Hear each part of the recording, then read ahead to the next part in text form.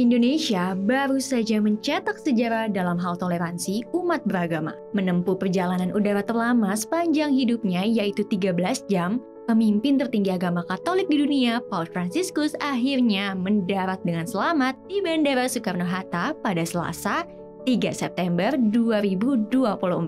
Paus Fransiskus memilih Indonesia yang mayoritasnya penduduk beragama Muslim sebagai awal dari rangkaian perjalanan apostoliknya karena undangan dari Presiden Joko Widodo. Kedatangan Paus Fransiskus langsung disambut oleh Presiden Joko Widodo di Istana Merdeka.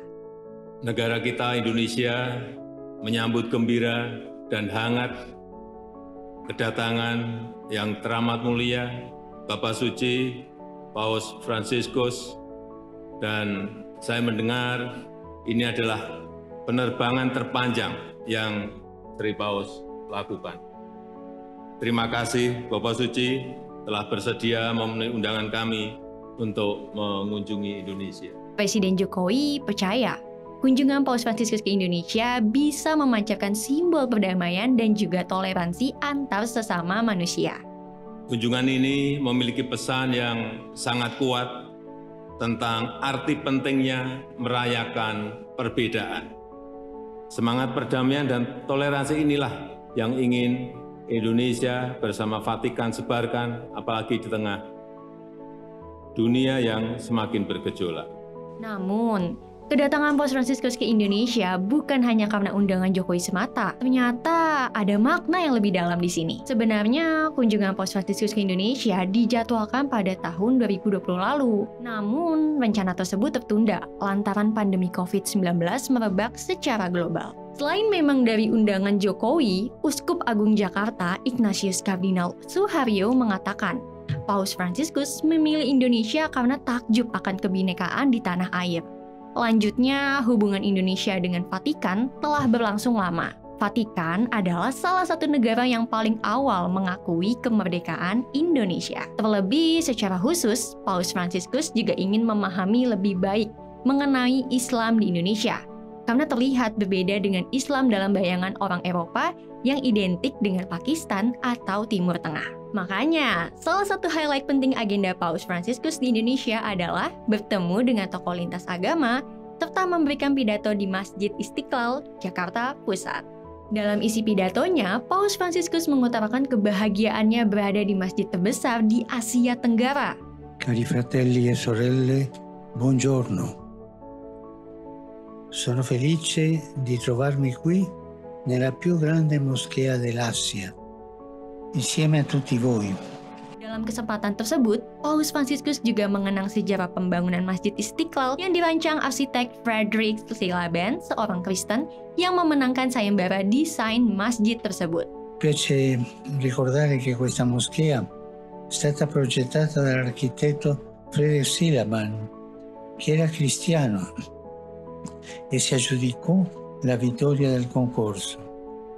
Ciò attesta che nella storia di questa nazione e nella cultura che vi si respira, la moschea, come anche gli altri luoghi di culto, sono spazi di dialogo, spazi di rispetto reciproco, spazi di armonica convivenza tra le religioni e le diverse sensibilità spirituali. Menurut Paus, hal ini membuktikan dalam sejarah bangsa dan budaya Indonesia sudah tercipta ruang untuk saling menghormati dan hidup bersama dengan damai di antara agama-agama yang berbeda. Paus menambahkan, budaya toleransi antar umat beragama juga semakin kuat dengan hadirnya terowongan silaturahmi yang menghubungkan Masjid Istiqlal dan Gereja Katedral. Kepala Negara Tahta Suci Vatikan itu pun mendorong agar bangsa Indonesia terus menjunjung nilai-nilai toleransi tersebut. Di hadapan Paus Fransiskus, para tokoh lintas agama membacakan Deklarasi Istiqlal 2024 yang berisikan tentang peneguhan kerukunan umat beragama untuk kemanusiaan, serta seruan perbaikan lingkungan dalam menghadapi krisis iklim. Selama kunjungan Paus di Masjid Istiqlal, ada beberapa momen bersejarah yang menunjukkan sekaligus mempromosikan betapa indahnya hidup bersama dalam perbedaan. Paus Fransiskus disambut dengan bacaan ayat suci Al-Quran dari seorang remaja putri difabel. Tepatnya bacaan surat Al-Baqarah ayat 62 dan surat Al-Hujurat ayat 13. Bacaan surat Al-Baqarah ayat 62 menitik beratkan kepada pahala surga bagi setiap umat yang beriman, termasuk pemeluk Nasrani yang merupakan umat Nabi Isa alaihi salam. Sementara surat Al-Hujurat ayat 13 menegaskan tidak ada perbedaan nilai kemanusiaan antara laki-laki dan perempuan. Tujuan ayat ini adalah agar manusia saling mengenal sehingga bisa memberi manfaat pada sesama. Pembacaan ayat Al-Quran pun dilanjutkan dengan pembacaan kitab Injil Lukas bab 10 ayat 25 hingga 37 yang membahas tentang orang Samaria yang murah hati. Selain itu, interaksi antara Paus Fransiskus dan Nasruddin Umar yang merupakan imam besar Masjid Istiqlal pun menyiratkan kerukunan dan toleransi tinggi antara dua orang yang memiliki perbedaan keyakinan. Sambil menyapa wartawan, Nasruddin Umar tampak merangkul Paus. Ia bahkan mencium kepala Paus Fransiskus. Sebaliknya, Paus mencium tangan Nasruddin Umar di momen yang sama. Perjalanan Paus Fransiskus di Indonesia ditutup dengan misa akbar yang dilaksanakan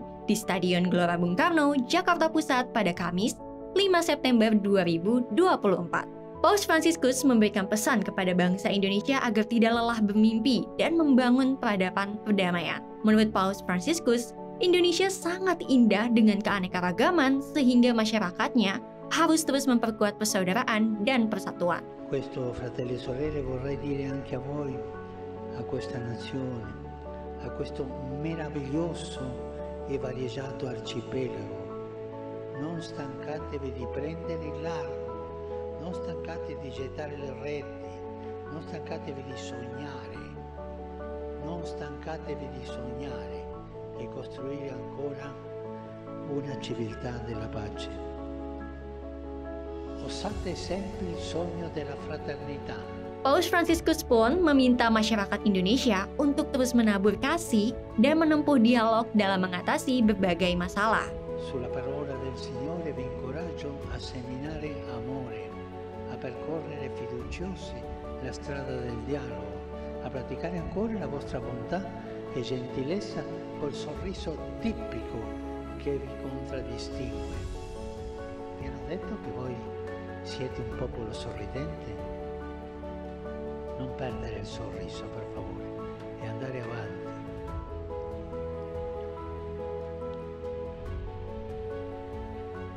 E siate costruttori di pace, siate costruttori di speranza. Semoga misi perdamaian dan toleransi yang Paus Fransiskus bawa dari Vatikan benar-benar bisa tersampaikan ya dan diteruskan oleh masyarakat Indonesia.